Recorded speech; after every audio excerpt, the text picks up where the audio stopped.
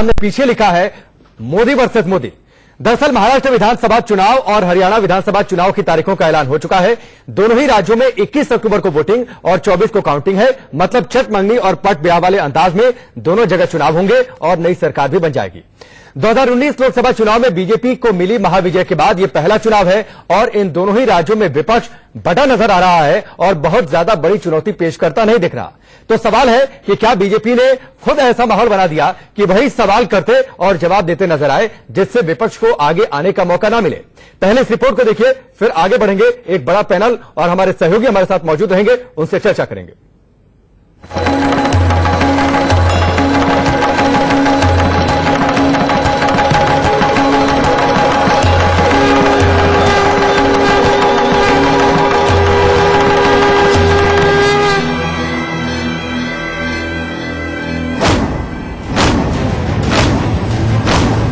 हरियाणा और महाराष्ट्र में बीजेपी का दोबारा राज तिलक।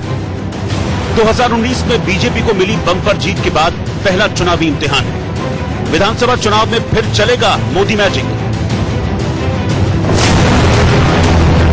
साल 2019 में महाराष्ट्र और हरियाणा के चुनाव का ऐलान जंग हो चुका है। महाराष्ट्र और हरियाणा में आज विधानसभा चुनावों का ऐलान हो गया।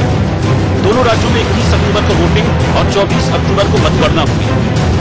Issue schedule for Maharashtra and Haryana General Assembly elections is as follows. The notification for both the states shall be issued on 27 September. Last date of nominations is 4th October. Scrutiny of nominations is 5th October. Last date of withdrawal of candidature is 7th October. Date of poll, I repeat, date of poll for both the states is 21st October. 21st? Yes, 21st. Counting is 24th. 24th.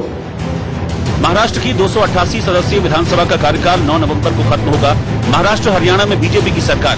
BJP के सामने इन राज्यों में वापसी की चुनौती है। महाराष्ट्र की 288 सीटों पर 2014 के चुनाव में बीजेपी को 122 सीट, शिवसेना को 63, कांग्रेस को 42, एनसीपी को 41 और 20 सीटें अन्य को मिली थी। 2014 चुनाव से ठीक पहले बीजेपी शिवसेना का 25 साल पुराना रिश्ता टूट गया था। हालांकि चुनाव के बाद दोनों पार्टियों की गठबंधन की सरकार बनी थी। चुनाव की तारीख आज डिक्लेयर हो गई, लेकिन महाराष्ट्र में शिवसेना और भारतीय जनता पार्टी का गठबंधन चुनाव की तैयारी में बहुत पहले से जुट गया था और शिवसेना की लगभग पूरी तैयारी, ग्राउंड वर्क पूरा हो गया है। हमारे जो उम्मीदवार है उनका चयन भी लगभग पूरा हो गया है।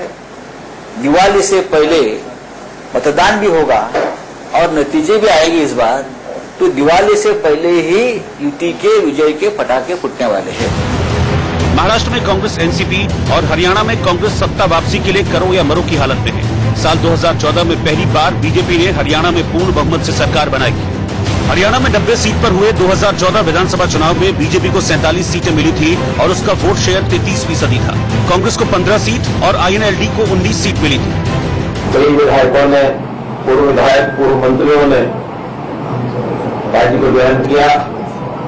पार्टी का विस्तार, पार्टी की मजबूती और इसके आधार पर हम कह सकते हैं कि हमारा जो लक्ष्य है 75+ का, उसको पार कर जाएंगे, ऐसा हमारा विश्वास है। हमने सबसे पहले 7 उम्मीदवार मैदान में उतारे हैं और अब तो इलेक्शन नॉमिनेशन की डेट 27 से शुरू है, 4 तक है, 21 को चुनाव है, 24 को रिजल्ट है।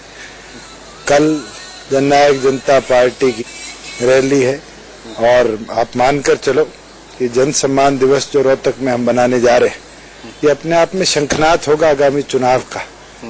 और रोहतक के मेला ग्राउंड से एक नया इतिहास हरियाणा की राजनीति में और हरियाणा के आने वाले भविष्य के लिए हम मिलकर रचने का काम करेंगे। होना तो विधानसभा चुनाव है, लेकिन इस बार भी ये साबित हो गया है कि दोनों राज्यों में चुनाव सीएम के चेहरे पर नहीं, प्रधानमंत्री मोदी के चेहरे पर लड़ा जा रहा है। पीएम मोदी ने विधानसभा चुनाव में एक बार फिर कमल खिलाने की जिम्मेदारी खुद संभाल ली है। इसीलिए विधानसभा में इस बार स्थानीय नहीं, कश्मीर और एनआरसी जैसे मुद्दों का दाव है। कश्मीर हमारा है, लगा रहे थे ना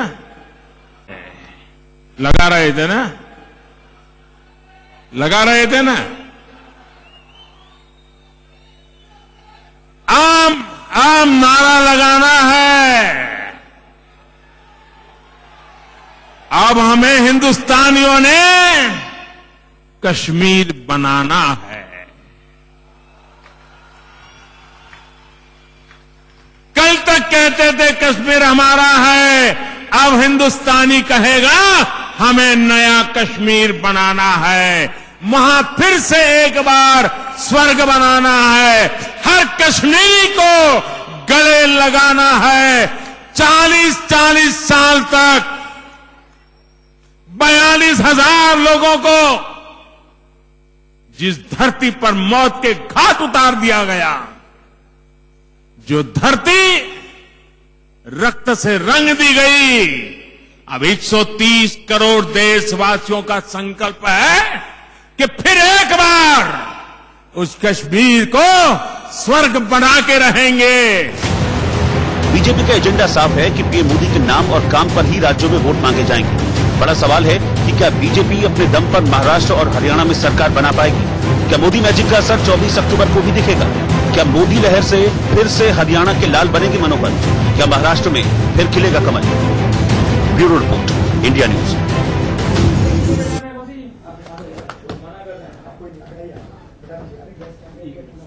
हरियाणा और महाराष्ट्र दोनों ही जगहों पर विधानसभा चुनाव की तारीखों का ऐलान हो गया। एक बड़ा पैनल और सहयोगी हमारे साथ अलग अलग शहरों से जुड़े हैं, सीधे उनका रुख करेंगे। सबसे पहले आपका परिचय करवा देते हैं। हमारे साथ स्टूडियो में जुड़ चुके हैं आशीष टंडन, जो कि साइकोलॉजिस्ट हैं, प्रेम कुमार जी पॉलिटिकल एनालिस्ट के तौर पर, गोपाल कृष्ण अग्रवाल जी भारतीय जनता पार्टी के प्रवक्ता के तौर पर हमारे साथ, मुंबई से हमारे साथ जो सहयोगी इस वक्त जुड़ रहे हैं उनके बारे में आपको बता दूं, प्रीति सोमपुरा है जो कि हमारी रेजिडेंट एडिटर हैं, उनके साथ आशीष सेलार भारतीय जनता पार्टी से, आनंद दुबे शिवसेना से और साथ ही नसीम खान कांग्रेस से हमारे साथ इस वक्त जुड़ चुके हैं। देवेंद्र भारद्वाज हमारे साथ गुड़गांव से हमारे सहयोगी जुड़े हैं और साथ ही फरीदाबाद भी हम रुख करेंगे जहां से कैबिनेट मिनिस्टर हरियाणा में विपुल गोयल जी हमारे साथ जुड़ेंगे। लेकिन सबसे पहले मैं आता हूं आशीष आपके पास, इसलिए कि दरअसल इन दोनों राज्यों में शक्लो सूरत क्या रहने वाली है। 2019 चुनाव के बाद महाविजय बीजेपी के बाद इन दोनों राज्यों में पहला चुनाव, केंद्र सरकार सख्त फैसलों के लिए जानी जाती है और इसको लेकर हाल फिलहाल में एक माहौल बना है देश में। तो इन दोनों ही राज्यों में चुनाव को लेकर माहौल क्या है? देखिए 2014 के चुनाव के बाद से ही इस देश में दो बड़ी परिवर्तन हुए हैं, एक राजनीतिक रूप से और दूसरा इलेक्शंस के नंबर के तौर पे भी।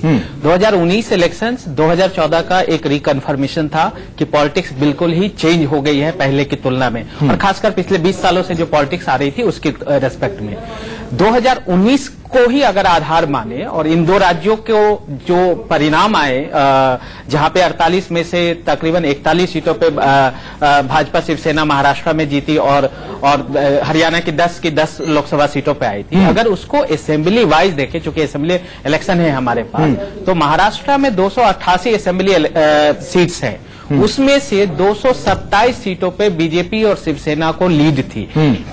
लीड मतलब जहां पे वो अपने प्रतिद्वंदी से आगे थे। ठीक उसी तरीके से हरियाणा की 90 सीटों में से 79 यानी कि 79 सीटों पे बीजेपी अकेले लीड थी। और याद रहे कि हरियाणा में बीजेपी को 58% वोट मिला था 2019 के लोकसभा चुनाव में, जो कि तकरीबन 23% ज्यादा है पिछले 2014 के विधानसभा चुनाव। ठीक है, तो अपने आप में ये लेकिन एक छोटा सा और जवाब आशीष, फिर मैं उसके बाद इस डिबेट को ओपन करूंगा।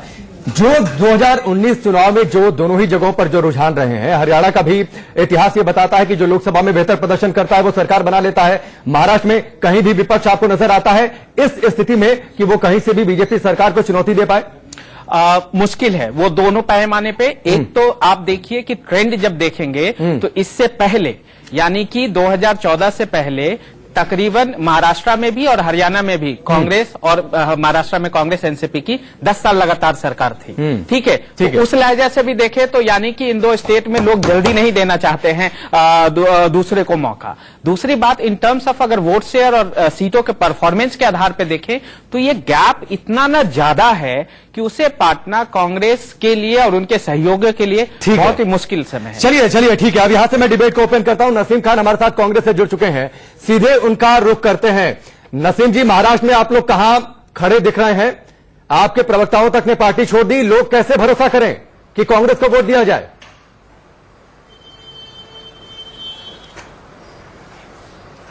देखिए, लोग इसलिए भरोसा करेंगे कि लोगों ने 5.5 साल में महाराष्ट्र की सरकार, केंद्र में मोदी जी की सरकार, दोनों को देख लिया है। और उसके पहले 15 साल महाराष्ट्र में कांग्रेस एनसीपी अघाड़ी की सरकार रही है।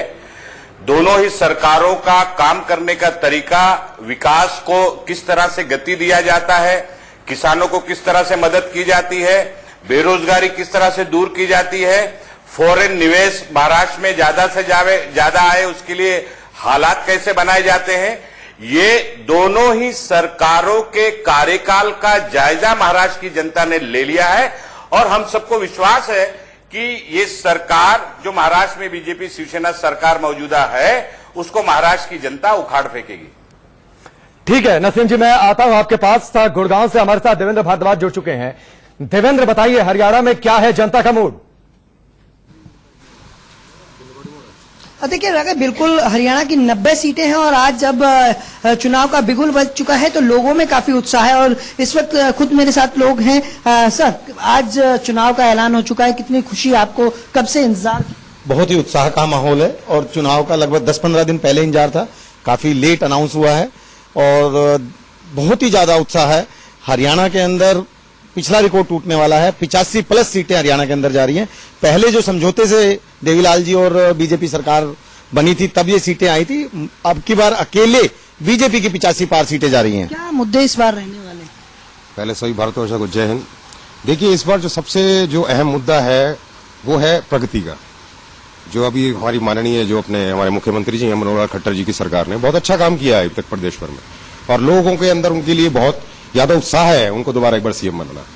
लेकिन अब आप क्या देखते हैं युवा तौर पर, क्योंकि लगातार ये कांग्रेस आरोप लगाती रही है कि बेरोजगारी बढ़ी है, क्या अब लगता है कि अब समय आ गया है और अब निर्णय? ठीक है देवेंद्र, मैं आता हूं। आपकी आवाज बहुत साफ नहीं आ रही है। मैं प्रीति सोमपुरा का रुख करूंगा।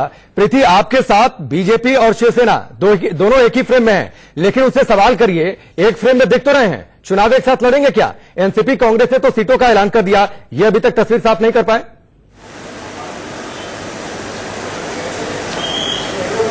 जी, हमारे साथ बीजेपी के मंत्री आशीष शेलार इस वक्त हमारे साथ में है। आशीष जी, ये बताइए कि अभी तक जो है सीटों का बंटवारा नहीं हुआ, क्या लग रहा है कब तक होगा? बहुत जल्द होगा। कल अमित शाह खुद आ रहे हैं, क्या उस दौरान होगा मुंबई में? नहीं, अमित शाह जी का तो कार्यक्रम अलग है। पार्टी अपनी प्रक्रिया से पूरी रचना करके हमारी पार्लियामेंट्री बोर्ड उसका डिसीजन करेगी। लेकिन इस बार जिस तरह से देखा गया कि चुनाव से पहले जो कहा जाता था कि गणपति के टाइम पे जो है सीटों का बंटवारा होगा, युति घोषित होगी, लेकिन अभी तक नहीं हुई है, कारण क्या रहा? ऐसा किसी ने नहीं कहा था, न बीजेपी ने कहा था, न शिवसेना ने कहा था। हमने कहा था सही समय पर उसको घोषित करेंगे और जल्दी होगा। लेकिन अगर देखा जाए तो इस बार चुनौती बीजेपी को किससे है? क्योंकि जब अगर बात करें हम, कांग्रेस एनसीपी के ज्यादातर नेता जो है सेना बीजेपी में आ गए हैं। वैसे तो अभी विरोधी पक्ष कोई बचा ही नहीं है, ऐसी स्थिति है। और महाराष्ट्र में जिस तरीके से माहौल हम देख रहे हैं, और बीजेपी और शिवसेना का गठबंधन हो जाएगा, और उसके बाद जो ताकत हम दोनों संगठनों की है, आपके साथ आनंद दुबे भी हैं शिवसेना से, उनसे जरा ये सवाल करिए कि आखिरकार इतनी उहापोह और किस असमंजस में है लोग? क्या आदित्य ठाकरे को वाकई आगे करना चाहते हैं और शायद ये असमंजस उन्हें रोक रहा है सीटों पर आखिरी सहमति बनने से?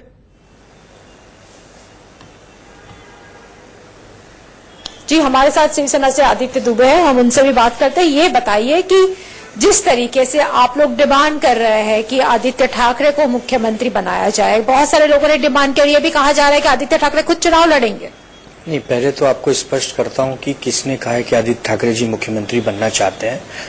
वो जनता के बीच में है, जनता के बीच में काम कर रहे हैं। अभी अभी हमारी यात्रा समाप्त हुई है, जन आशीर्वाद यात्रा। हम लोग जनता के ऊपर फैसले लेने वाली पार्टी हैं। जनता का जनादेश होगा तो हम चुनाव भी लड़ेंगे और सरकार में भी रहेंगे। लेकिन इस समय ये जो नेतृत्व करने का जो फैसला है कि चुनाव लड़ेंगे कि नहीं, कौन क्या पद पर बनेगा, ये हमारा शीर्ष नेतृत्व तय करता है। लेकिन प्रधानमंत्री नरेंद्र मोदी ने नासिक की रैली में साफ तौर पर कह दिया था कि मुख्यमंत्री तो देवेंद्र फडणवीस जी हो गए। नहीं, ये शीर्ष नेतृत्व तय करता है दोनों दलों में।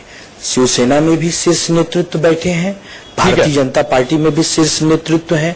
इस पर बोलने की मेरी न तो अभी क्षमता है और न मेरी उम्र है। ये हमारे पार्टी चलिए प्रीति, मैं आपके पास आता हूं, और जिनके पास क्षमता है वो भी अभी नहीं बोल रहे, क्योंकि शीर्ष नेतृत्व खुद अभी तय नहीं कर पा रहा कि उनकी आखिरी चुनावी रणनीति क्या होगी। और सीट शेयरिंग को लेकर जहां विपक्ष ने अपनी तस्वीरें साफ कर दी हैं, अपने पत्ते खोल दिए हैं, बीजेपी शिवसेना अभी तक खुलकर सामने नहीं आ पाई, जबकि चुनाव की तारीखों का ऐलान हो चुका है। चलिए, मैं जो स्टूडियो में दो मेहमान है मैं उनका रुख करता हूं।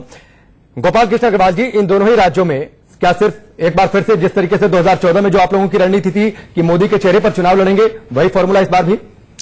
देखिए, मोदी जी हमारा चेहरा है और वही लीडरशिप अब ग्लोबली भी नेशनली भी मोदी जी की लीडरशिप बहुत स्टैब्लिश्ड है और उनके नेतृत्व में ही सारा चुनाव भारतीय जनता पार्टी लड़ रही है, लड़ती आई है। लेकिन जहां तक प्रदेशों का सवाल है, वहां के भी मुख्यमंत्री हमारे घोषित हैं, उनके भी नेतृत्व में उनका तो फिर आगे करना चाहिए ना, फिर उनके चेहरे पर चुनाव लड़ना चाहिए। नहीं, उनका मोदी को हर जगह आप देखिए, 2014 में जब इन दोनों राज्यों में जीत मिली तो आपने ऐसे चेहरे को लेकर आए जिनके बारे में बहुत ज्यादा चर्चा नहीं थी। वो अलग बात है कि महाराष्ट्र में अध्यक्ष थे राज्य इकाई के, तो देवेंद्र फडणवीस को लेकर तो फिर भी चर्चा थी, लेकिन खट्टर को लेकर बहुत ज्यादा चर्चा नहीं थी। आपने मोदी के चेहरे को आगे रख के चुनाव लड़ा, वही फॉर्मूला इस बार भी? केंद्र के जो काम है, जो बड़े फैसले हैं, उनको आप आगे रख रहे हैं, राज्य के मुद्दे नहीं? नहीं, बिल्कुल नहीं। जहां तक हम बात कर रहे हैं, अब ये खट्टर साहब का आप इंटरव्यू भी देख लीजिए, आज उन्होंने कहा भी है और देवेंद्र फडणवीस जी ने भी बाइट दी है, उसमें पूरी तरह से जो 5 साल का हमारा कार्य है प्रदेशों का, वह भी बहुत बड़ा उसका महत्वपूर्ण रोल है। अगर 2014 से 19 की जो जीत हुई है और उसमें हम आगे बढ़े हैं, तो उसमें प्रदेश सरकारों का भी रोल है, उस वहां पे परफॉर्मेंस की भी बात है। केंद्र सरकार में जहां तक मोदी जी का चेहरा है, वह तो पार्टी का चेहरा है, उनका नेतृत्व है, उनके लीडरशिप में सारे काम हो रहे हैं। तो हर जगह 370, 35 से ट्रिपल तलाक इनकी चर्चा नहीं होनी चाहिए। अगर राज्य इकाई को लेकर ठीक है, प्रेम कुमार जी का मैं रुक कर लेता हूँ, प्रेम कुमार जी का रुक कर लेता हूँ, ये भी हमारे पैनल का प्रश्न किया है। तो ये बात है कि जहां तक धारा 370 की बात है, एनआरसी की बात है, जो राष्ट्रीय मुद्दे हैं, मतलब भावनाओं को आगे कर देना है, देशभक्ति को आगे कर देना है, और भावनाओं को उबाल देना है, इसी आधार पर आप चुनाव जीतना चाहते हैं ना सर? नहीं, प्रदेश का डेवलपमेंट एजेंडा नहीं, वो मुद्दे का 370, 35 से और इन मुद्दों से राज्य का विकास तो तय नहीं हो जाता ना, जम्मू कश्मीर के लिए बिल्कुल नहीं तय होता, लेकिन राष्ट्रवादी। ठीक है, चलिए प्रेम कुमार जी आगे आइए। प्रेम कुमार जी, क्या आप इनकी बातों से सहमत हैं? क्या ऐसा माहौल नहीं हो रहा कि विपक्ष बटा है, कमजोर है, टूटा बिखरा, बीजेपी खुद सवाल कर रही है, खुद जवाब दे रही है, सामने कोई नहीं? देखिए, ऐसा माहौल तो लोकसभा चुनाव के पहले भी था, लोकसभा चुनाव के बाद भी है। लोकसभा चुनाव के हम कंपेयर करना चाहेंगे, जैसे राजस्थान, मध्य प्रदेश, छत्तीसगढ़ चुनाव हार गई थी भारतीय जनता पार्टी, और लेकिन उसी हिसाब से लोकसभा चुनाव में परफॉर्मेंस नहीं हुआ, स्थितियां बदल गई। और ये चुनाव जो है लोकसभा चुनाव के बाद का पहला चुनाव है। तो अगर हम, जैसे हमारे साथी पूरा गणना के हिसाब से बता रहे थे कि विधानसभा हरियाणा में बात करें तो 79 सीटों पर बीजेपी को बढ़त मिली लोकसभा सीटों के विधानसभा वार, तो उस चीज को हम नहीं रिपीट कर सकते लोकसभा चुनाव के बाद विधानसभा। वही लोग तो वही लोग तो वोट डालेंगे ना सर? हाँ, जिन्होंने लोकसभा में बीजेपी सरकार के लिए वोट किया, वही लोग महाराष्ट्र और हरियाणा में वही लोग वोट डालेंगे इस बार भी? ऐसा तो नहीं कि लोग बदल जाएंगे, माइंडसेट बदल जाएगा? आप दूसरे मुद्दे रख नहीं पा रहे हैं। वोट डाले थे, उन्हीं लोगों ने डाले थे, इसलिए मैं कंपेयर कर रहा हूं दोनों चुनावों को। यहां तक कि आपने नेतृत्व की बात की, देखिए गुजरात चुनाव भी विजय रूपाणी जी के नेतृत्व में बीजेपी लड़ने से बची, और वो वही सोच जो आप कह रहे हैं कि जो राष्ट्रीय मुद्दे होते हैं, जो भावनात्मक मुद्दे हैं, तो उसका दूसरा पहलू है कि दूसरी जो राष्ट्रीय पार्टियां हैं, राष्ट्रीय मुद्दों पर उन्होंने खुद को पीछे छोड़ दिया है, कमजोर पड़ गई हैं, नहीं चुनौती पेश कर पा रही है। चलिए नसीम जी का रुक करते हैं, आपने अच्छा मुद्दा किया। नसीम खान जी का एक मिनट, नसीम इलेक्शन में नहीं होने चाहिए, आप ये कहना ठीक है? एक तो कांग्रेस के एक पैनल, मैं वो नहीं कहना चाह रहा हूं, बिल्कुल नहीं कहना चाह रहा हूं। मैं ये कहना चाह रहा हूं, जैसा कि अभी शरद पवार जी ने बयान दिया था कि देखिए बालाकोट ने जिस तरह से लोकसभा चुनाव वो शरद पवार की गलती नहीं है, वो शरद पवार की गलती नहीं है, देश के रक्षा मंत्री हैं और कहते हैं कि पुलवामा घटना की जांच कराई जानी चाहिए, बालाकोट में स्ट्राइक हुई नहीं, ये सैनिकों का अपमान नहीं है। क्या इससे मतदाता बड़े खुश होंगे या लोग समझ जाएंगे? वो नहीं समझते कि चुनाव की सियासत है, ये नहीं गलत बातों को पाकिस्तान के लोग कोट कर रहे हैं। ठीक है, एक ब्रेक के बाद मैं सीधे नसीम जी का रुख करूंगा कि देश की सबसे पुरानी पार्टी इतनी अस्तित्वहीन क्यों होती जा रही है चुनाव में। और हमारे सहयोगी इस वक्त जुड़े हुए हैं, भिवानी का रुख कर लेते हैं सिलसिले में। सबसे पहले रवि जांगड़ हमारे साथ जुड़े हैं। रवि बताइए, लोगों का मूड क्या? अब तो चुनाव की तारीखें सामने है, लोग क्या कहते हैं, किसकी बनने वाली है सरकार?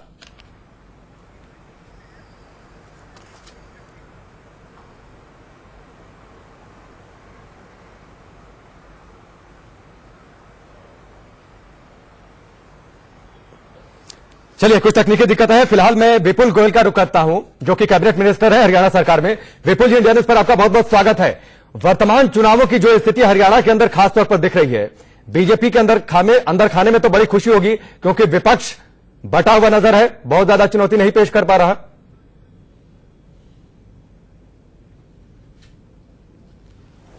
जी बिल्कुल, देखिए हम फरीदाबाद में हैं और कैबिनेट मंत्री फरीदाबाद में विपुल गोयल, उनसे बात कर लेते हैं। जिस तरह से आज चुनाव की आचार संहिता लग चुकी है, क्या क्या मुद्दे होंगे, क्योंकि 75 पार की आप जब बात करते हैं तो सर जनता के बीच में मुद्दों को लेकर भी आप जाएंगे, क्या मुद्दे होंगे आपके?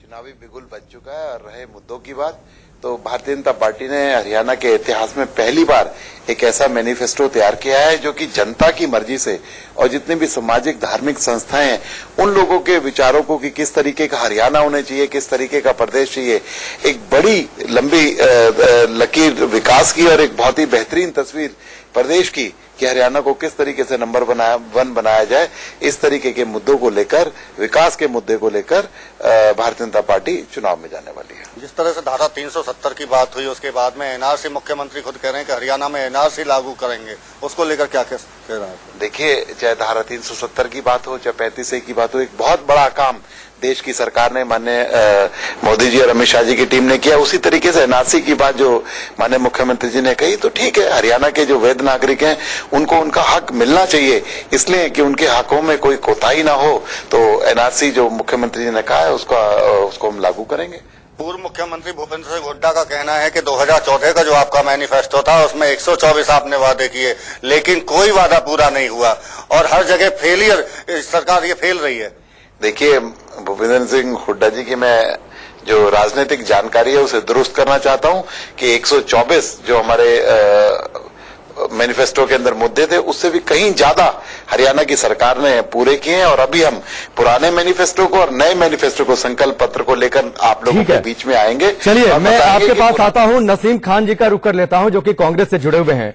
नसीम खान जी, महाराष्ट्र में बड़ी मुश्किल स्थिति है, लगता नहीं जो परिस्थितियां हैं कि पृथ्वीराज चौहान को कोई छोड़कर कोई बहुत बड़ा नेता आपकी पार्टी में बचेगा। अगर मैं लिस्ट गिनवाने लगूं, नारायण राणे से लेकर कृपा शंकर सिंह, हर्षवर्धन पाटिल, राधाकृष्ण विखे पाटिल, कालिदास कोलंबकर, जयकुमार, अब्दुल सत्तार, सारे जो कद्दावर नेता हैं वो पार्टी छोड़ चुके हैं। किसके सहारे चुनाव में, किस ताकत के साथ?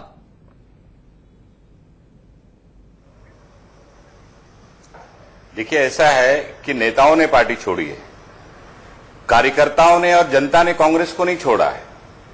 जिन लोगों को विश्वास नहीं था अपने ऊपर, अपने काम पर, अपनी जनता पर, उन लोगों ने दल बदल दिया है। और चुनाव जब आता है राकेश जी, तो आपको तो पता है कि देश में आया राम गया राम की राजनीति चलते रहती है। सर, दूसरा पहलू तो ये भी है ना, दूसरा पहलू तो ये भी है ना कि इन नेताओं को कांग्रेस के साथ अपना भविष्य नहीं दिखाई दे रहा था। उन्हें लग रहा था कि शायद चुनाव में उस तरीके का उनको समर्थन अब कांग्रेस के सहारे नहीं मिलने वाला, इसलिए उन्होंने पार्टी छोड़ दी और जिस पार्टी के साथ भविष्य उसके साथ चले गए। और जनता ने भी ये क्यों गए कि जनता ने कांग्रेस का साथ छोड़ दिया है? हाँ, तो ये मौका परस्ती की राजनीति करने वाले लोगों को, इसका एक पहलू, मौका परस्ती की राजनीति करने वाले लोगों को जनता सबक सिखाएगी। इन लोगों की पहचान अगर हुई है कहीं न कहीं तो कांग्रेस पार्टी के कारण हुई है। कांग्रेस पार्टी ने इनको लोगों में पहचान बनवाई है, एक बात। दूसरी बात, कांग्रेस के पास नेतृत्व क्षमता बहुत है महाराष्ट्र में। हमारे पास पृथ्वीराज चौहान जी है, पूर्व मुख्यमंत्री, हमारे पास अशोक चौहान जी है, पूर्व मुख्यमंत्री, हमारे पास महाराष्ट्र के कद्दावर नेता बाला साहेब थोरात है, हमारे पास एक लाइन है, बहुत लंबी लिस्ट है। कितना नाम आप नहीं गिनवा पा रहे वालों का तो नाम नसीम जी, 2 नाम के आगे आप नहीं बढ़ पाए। आप मुझे 6-7 नेताओं के नाम गिनवा दीजिए। चलिए, आप मुझे 6-7 नेताओं के नाम गिनवा दीजिए। कौन से 6-7 नेता?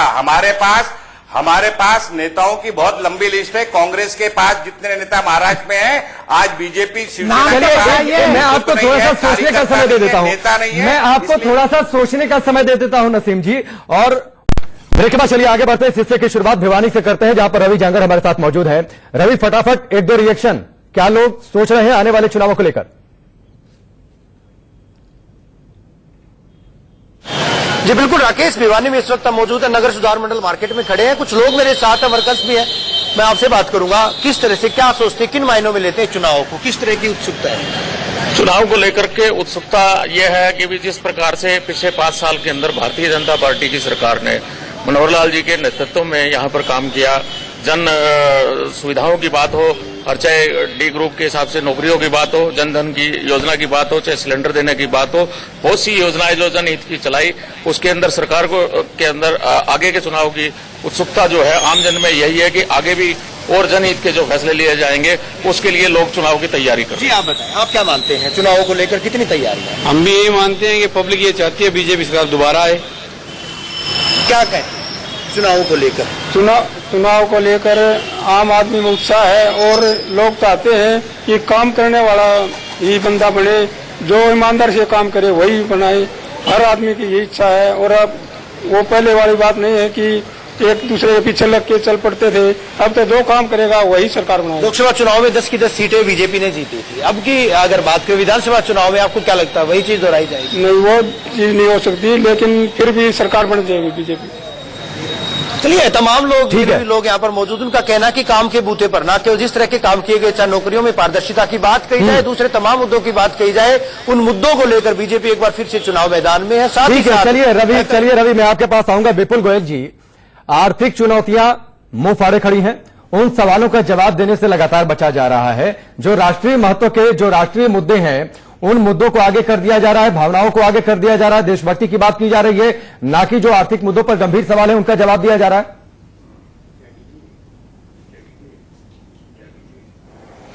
जी बिल्कुल, विपुल गोयल से बात कर लेते हैं। मंत्री जी, जिस तरह से आर्थिक मुद्दों पर सरकार जवाब नहीं दे रही है, लेकिन उससे अलग हटके जो संवेदनशील मुद्दे हैं उनको आगे किया जा रहा है और उन पर चुनाव आप लड़ रहे हैं।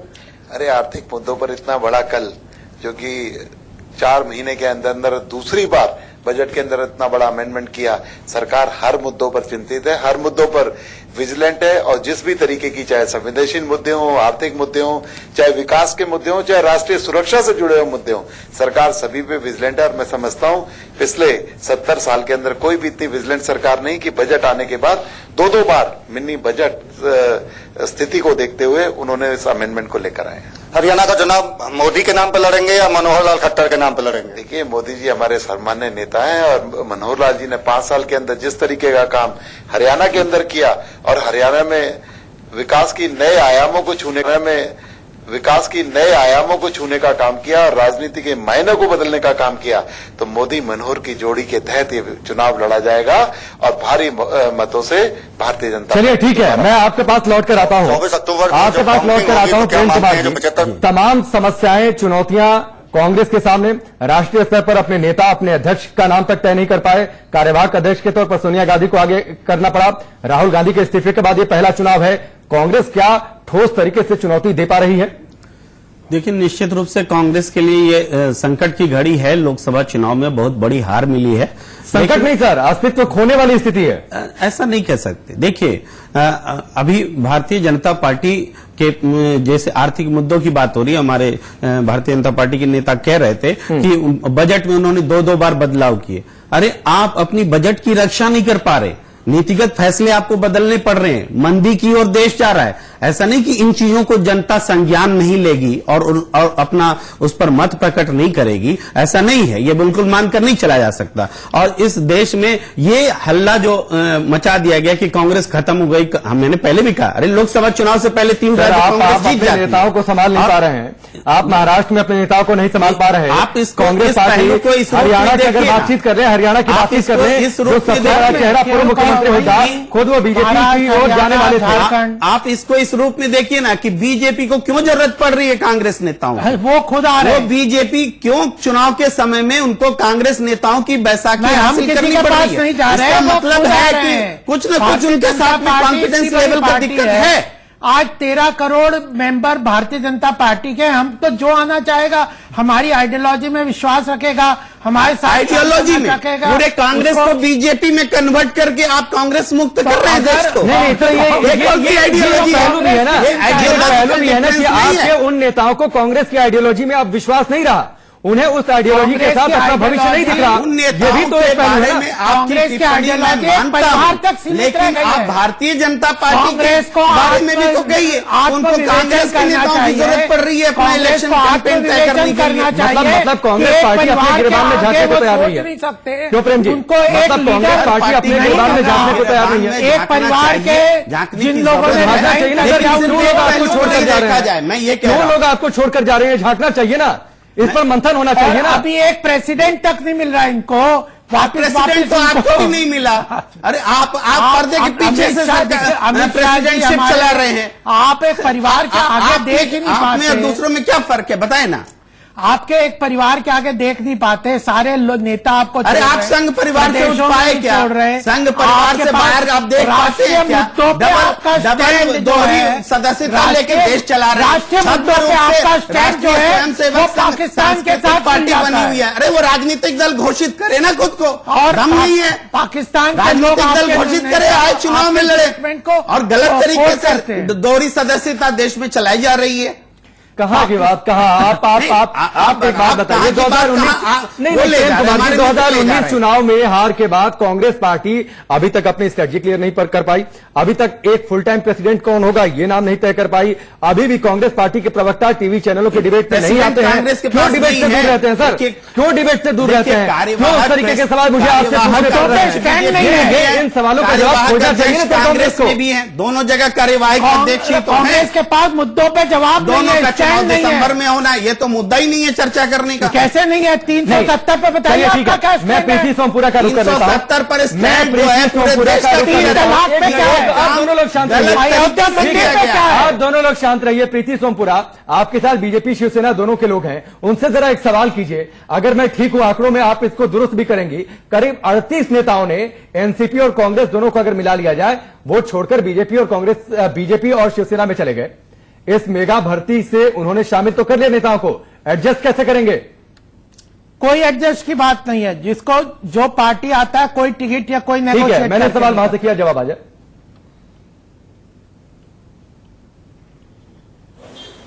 इतने सारे लोग जो है शिवसेना में आए हैं, तो क्या उन सभी को टिकट मिल पाएगी? क्या आप एडजस्ट कैसे करोगे इतने सारे लोगों को? देखिए, जितने लोग आते हैं शिवसेना में, क्या सभी चुनाव लड़ते हैं? ऐसा कोई जरूरी नहीं होता। बहुत से लोग अपने पुराने विचारधारा, पुराने दलों से नाराज होकर भी आते हैं। बहुत से लोग नए दलों में नई शुरुआत करने की इच्छा से आते हैं। हर व्यक्ति चुनाव लड़ेगा, हर व्यक्ति मंत्री बनेगा, ये राजनीति में कोई जरूरी चीज नहीं है। लेकिन जितने भी लोग आए हैं वो सत्ता लेने के लिए, सत्ता पाने के लिए ही तो आए हैं शिवसेना में। देखिए, सत्ता पाना और सत्ता में रह के लोगों का काम करना दोनों अलग अलग विषय है। एक उनसे जो सिटी एमएलए है, इन्होंने कहा कि नई शुरुआत करने के इरादे से आए हैं, तो क्या नारायण राणे अब नई शुरुआत करेंगे? क्या कृपा शंकर सिंह महाराज की सियासत में नई शुरुआत करेंगे? क्या हर्षवर्धन पाटिल, राधाकृष्ण विखे पाटिल जैसे बड़े नेता नई शुरुआत करेंगे क्या महाराष्ट्र की सियासत में? आते हैं बिना किसी लालच के काम करते हैं। लेकिन आपको नहीं लगता कि इतने सारे नेता जो आए हैं वो क्या नई शुरुआत कर पाएंगे? क्या आपकी पार्टी की जो विचारधारा है उसको वो ऐसा कर पाएंगे? उस विचारधारा पे चल पाएंगे? बिल्कुल चल पाएंगे। हम उनके लिए अपना हृदय बढ़ा करके उनको बुला रहे हैं, वो हमारे पास आ रहे हैं। उनको कुछ न कुछ हमारी पार्टी में दिखाई दे रहा है, उनको विकास दिख रहा है, उनको काम दिख रहा है, उनको एक मजबूत सरकार, एक मजबूत महाराष्ट्र दिख रहा है। इसके लिए तो लोग आ रहे हैं। ठीक है, प्रेसी मैं आपके पास लौट कर आता हूं। यहाँ पर वक्त एक ब्रेक का है, बहुत जल्द वापस लौट। इस वक्त हमारे साथ बने हुए हैं और इस आखिरी पड़ाव में आखिरी प्रतिक्रिया आशीष टंडन मैं आपसे लूंगा। आपने ये पूरी लंबी डिबेट सुनी, 40 मिनट के करीब डिबेट। क्या आपको लगता है कि विपक्ष ने जिस तरीके से जवाब दिया है, कांग्रेस पार्टी ने जिस तरीके से अपनी बात रखी, क्या आपको लगता है कि जिस तरीके के तर्कहीन तर्क एक तरीके से कह सकते हैं, चुनावों में कोई बहुत बड़ी चुनौती वो पेश कर पाएंगे दोनों ही राज्यों में बीजेपी को? देखिए, तर्क टीवी और मीडिया फोरम पे रखना और तर्क लोगों के समक्ष रखना दो अलग अलग बात होती है। टीवी फोरम पे आप अकेले पार्टी के आपके बुद्धिजीवी रख सकते हैं, जनता को सहलाने के लिए आपको एक बेहतरीन तर्क, और उससे भी बड़ी बात, आपको एक बेहतरीन कार्यकर्ता चाहिए जो आपके तर्क को जनता तक कम्युनिकेट कर पाए। उस पैमाने पे देखें तो मुश्किल लग रहा है थोड़ा कांग्रेस के लिए ये रहा। पॉलिटिक्स में कुछ भी संभव है, पॉलिटिक्स पॉसिबिलिटीज का गेम है, लेकिन जो आंकड़े हैं और जो उसमें एक जो बड़ी बात यह है कि आप देखें कि जहां जहां कांग्रेस ने, चलिए अभी डिबेट में एक उदाहरण आ रहा था मध्य प्रदेश, छत्तीसगढ़, राजस्थान का, जहां पे कांग्रेस को विजय मिली थी, या गुजरात 2017 में उनका प्रदर्शन थोड़ा बेहतर हुआ था। तो खैर उन दो राज्यों 5-7% का ऊपर तो कर लेती है बेहतर परफॉर्मेंस पे, लेकिन जो हालात है वो बेहतर परफॉर्मेंस पे, लेकिन जो हालात है वो गैप करीब 20% से ज्यादा। राजस्थान में भी स्थितियां बदली, 6 बीएसपी के विधायक उनके साथ चले गए। चलिए आप सभी का बहुत बहुत शुक्रिया। दिलचस्प होने वाला है महाराष्ट्र और हरियाणा का विधानसभा चुनाव। सबसे बड़ी कवरेज, सबसे बड़े अपडेट्स के साथ हम लगातार आपके सामने इन चुनावों के दौरान आते रहेंगे। फिलहाल अभी के लिए बस इतना है।